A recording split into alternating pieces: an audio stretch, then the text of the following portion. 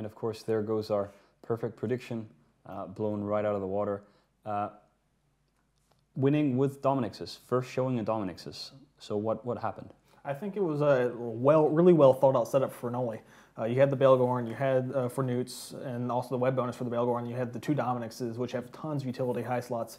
And then great use or application of the assault frigates, just because they do have a lot of utility meds as well, being that they're armor tanked. So you saw those tracking disruptors play a huge effect. You saw Black Legion try to stay at range, try to force those assault frigates to come out and try to tackle them, but Noli played it close to the chest. They stayed around those highly tanked Dominixes, those guard sentry drones, and I think Noli just played it well. Well thought out setup. So the other years, we've seen quite a lot of battle cruisers. Like, battle cruisers were kind of the flavor of choice last year, and now we see suddenly a Dominix assault frig set up versus battle cruisers. Like, do you think this 12 ship format and the point changes mean we're going to see much broader? Well, I think what we saw illustrated in there is an excellent example of the buffs to assault frigates this year.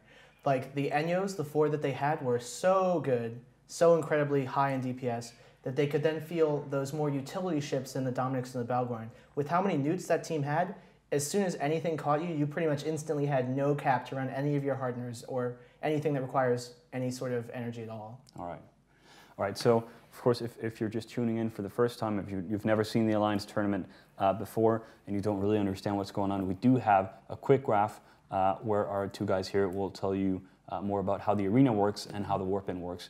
We'll have that shown right now. So here we have the 4 beacons for each team, blue team in blue and red team in red, obviously. Teams from those beacons may then warp to the central of the arena at range, up to 50 kilometers, either landing at the point on 0 next to each other, or at various angles and distances, depending on how they choose. So how important is picking the right beacon, for example? Oh, well, a lot of times, like in the prelims, we saw 1 or 2 matches where if both teams came from the same side, especially with the kite type team, they were so close together that they were able to get those tackles on those important ships like logistics or frigates to get those instantly down. The arena is about 350 diameter, so I mean you have a lot of room to play around with when it comes to kite teams. But the problem with the kite teams is you have the chance of running out of the arena, getting blown up by CCP rigs. Yeah, which of course you do not want, unless you're CCP Reeks, because he really wants to do it. He loves it. It's very fun. Are there any like ranges that the meta is like, this is the tournament range that people should be using, or is it completely up to your setup? Well, it's often up to your setup, but I feel like only with a very few select ships do you want to be warping to 0. Even with, say, like the heavy Slipnir Cyclone rush teams, it's not always best to warp to 0, because when you warp in at range, you have a different percentages depending on which the other team warps to, and you can sort of spread out into a net and sort of corral the other team. So with something with like a Vindicator, 0 is actually usually pretty good, because if anybody warps to 0, they're in big trouble instantly. Yeah, you saw most teams in the prelims coming about 20 to 30. That gives them time to decide what they want to go for instead of being instantly in web range of a Vindicator, say with a 90% web. So them giving that extra split second before the other team's able to rush on top of you gives the FC a lot of time to actually pick the right target. All right, we have a few more minutes until the next match. I think we're going to do a few more questions around this match, and then I think after this match we'll switch and hear a little bit more about how the insides of customer support works at CCP. So early in the fight, Black Legion are kind of trying to pull away from Noli Secunda. Why are they trying to create distance? Well, I think that the newts created like this insane danger zone where the webs from the Bailgorns and the newts from the Bailgorns and the Domini were just such a field of death, where if you got in there, you were suddenly in huge trouble. You could see as soon as webs started landing on many of those battle cruisers, they were almost doomed. So they wanted to sort of get the assault frigates to chase them and get the assault frigates away from the powerhouse slow-moving Bailgorn and Dominix and sort of snipe them off. But Nulli's played it really close to their chest and didn't sort of get over anxious and send their assault frigates out. They were able to sort of corral them against the side of the arena. Were the Black Legion battle cruisers actually set up to run at that range, or were they basically kind of where they actually need to get into that zone of death? The autocannons on the Cyclones had to get in that range. The blasters on the Feroxes had to be right next to them. to get these guys off the field. Like I said, Noli was positioned perfectly for the setup they brought.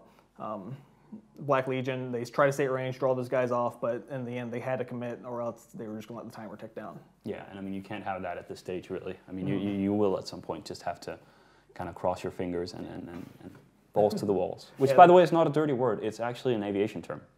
And I know I make a lot of stuff up, but this is actually the truth. You pull that out of your box? It's from when you're in an airplane and you have the two pilots and they have the accelerator between them. There's like a ball on the top, and balls to the walls is actually when you go to the edge.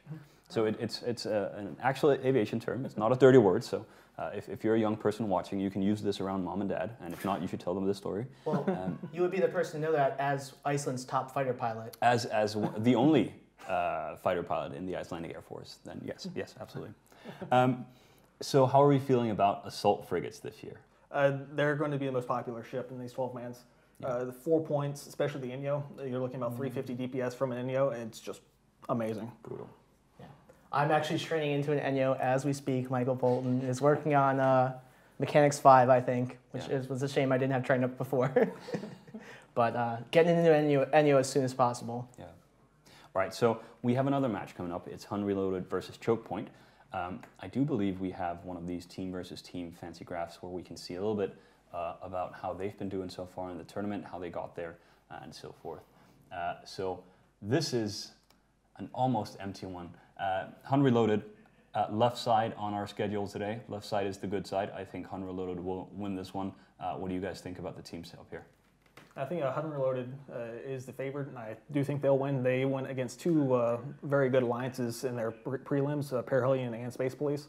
So, I mean, and Choke Point I don't know as much about, but I remember their setup was, Choke Point had a Carolyn Nightmare setup, which is a little off the wall for the tournament this year. And I don't think they're as big of a contender as Hun. I like Hun Reloaded to win this mostly because they're the savior of Test Alliance. They're a shutout in the qualifiers allowed Test to get in. But I also like that Choke Point's Macarial flagship is named Mackerel. Is it called Mackerel? Yeah. All right, well that's, I don't know if that's going to impact the match, but we'll really have to see. All right, match is ready. Could we get predictions around the board quick? Hun Reloaded, definitely. Hun Reloaded. Hun Reloaded. Oh, Yes. All right. Well, Pressure's on you. I'm going to go with Hun Reloaded as well. Let's see.